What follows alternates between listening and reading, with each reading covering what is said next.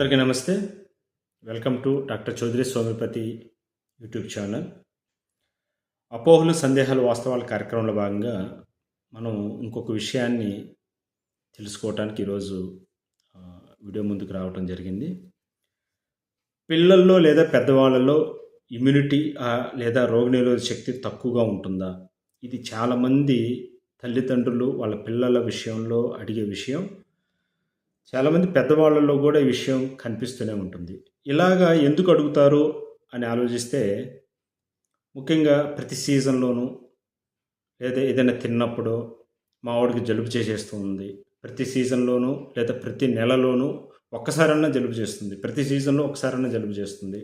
మావాడు ఇది తింటే చాలు వాడికి మోషన్స్ అయిపోతూ ఉంటాయి, మావాడు ఒక చాక్లెట్ తిన్నా సరే జలుబు చేసేస్తూ ఉంటుంది, చిన్న దద్దుర్లు వచ్చేస్తూ ఉంటాయి. దీన్ని బట్టి మా పిల్లవాడికి ఎటువంటి రోగనిరోధక శక్తి లేదు అని అనేసుకుంటూ ఉంటారు పేరెంట్స్.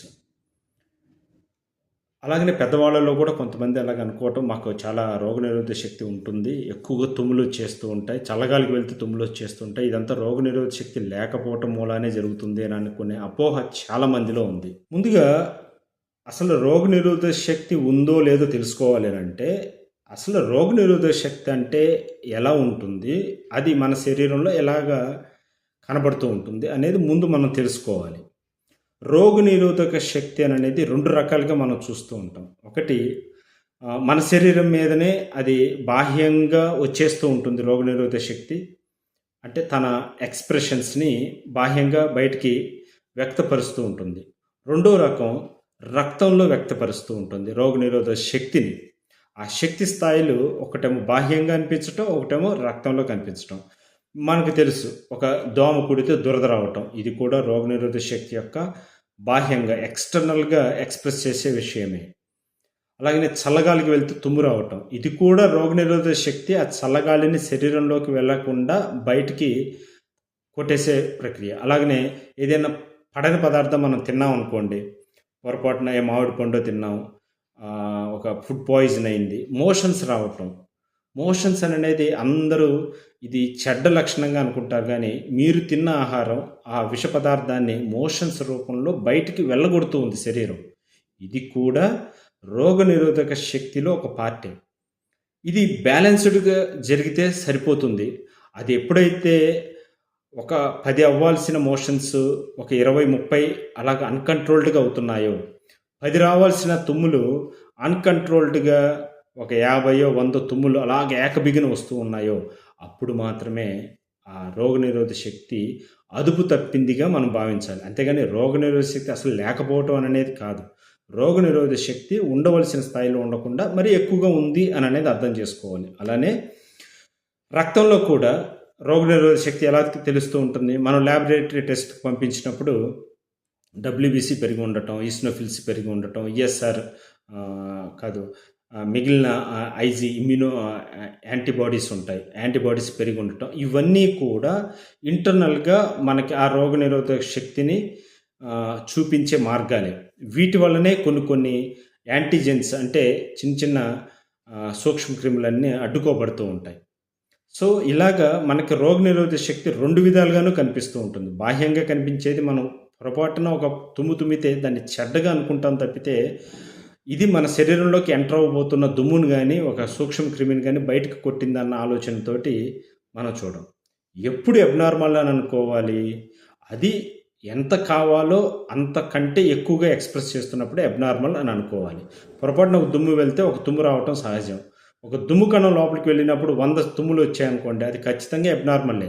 అలాగని అక్కడ రోగనిరోధక శక్తి లేకపోవటం అనుకునేదానికంటే రోగనిరోధక శక్తి అదుపులో లేదు, మనం ఇంటికి వచ్చినా సరే ఇంట్లో పడుకున్నా సరే ఇంకా తుమ్ము కంటిన్యూ అవుతూ ఉంది అని అంటే అది అదుపులో లేదు. అది దుమ్ము కణం లేకపోయినా సరే అలాగా అలారం మోగినట్టు అది అలాగ మోగిపోతూ ఉంది.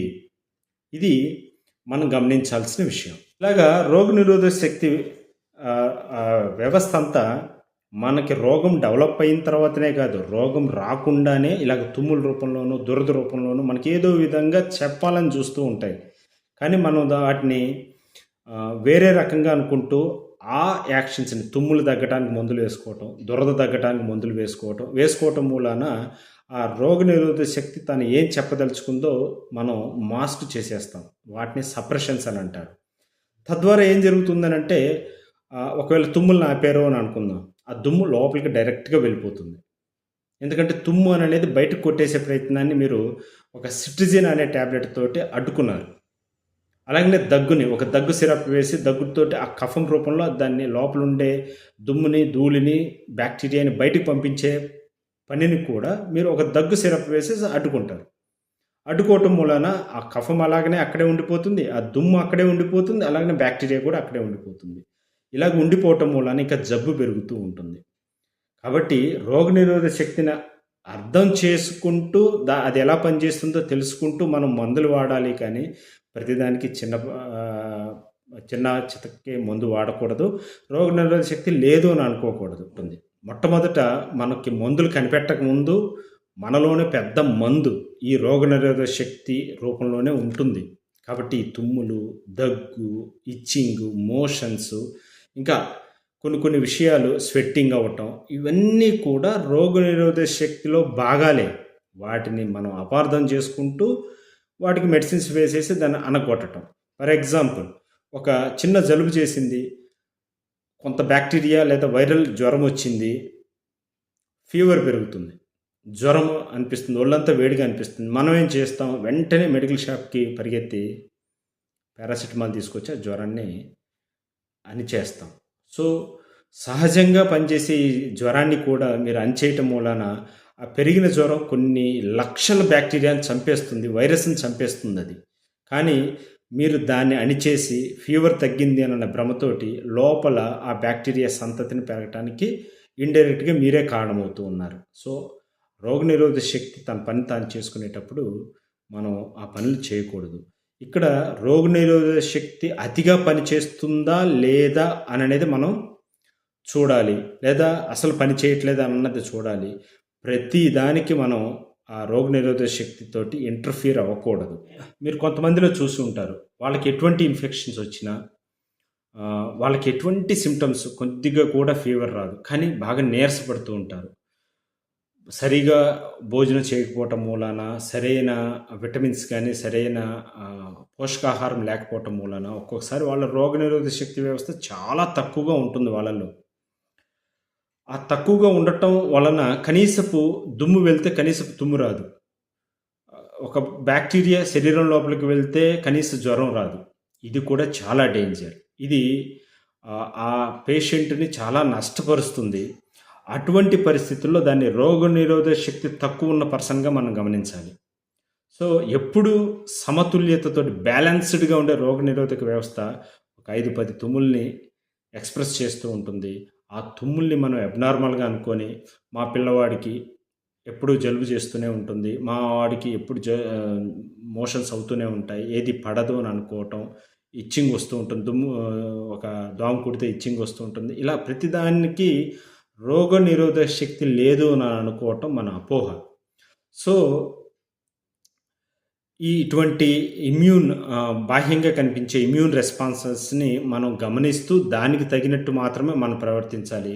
ప్రతిదాన్ని అబ్నార్మల్గా ఇమ్యూనిటీ లేదని అనుకోకూడదు. ఇమ్యూనిటీ లేని పరిస్థితి ఏదైతే గుర్తిస్తామో దానికి సంబంధించి మనం మెడిసిన్స్ తీసుకుంటే సరిపోతుంది. ప్రతిదానికి అతిగా మనం మెడిసిన్స్ తీసుకోవటం కూడా తప్పే. అది ఆ పర్సన్కి, ఆ పేషెంట్కి నష్టం చేస్తుందే తప్పితే లాభం చేయదు. కాబట్టి ఇమ్యూనిటీ లేకపోవటం అనే ఒక మాట భ్రమే తప్పితే ఇమ్యూనిటీ అందరికీ ఉంటుంది, కానీ స్థాయిల్లో ఉంటుంది అనేది మనం అర్థం చేసుకోగలిగితే అనవసరపు మందులు వాడటం, అనవసరంగా హైరాణ పడటం, ఆందోళన పడటం అనేది తగ్గిపోతుంది. సో ఈ విషయంలో మీ సందేహం తీరుతుంది. ఇలాంటి మీరు జాగ్రత్తలు తీసుకుంటారని ఆశిస్తూ మీ వెంకట్ చౌదరి.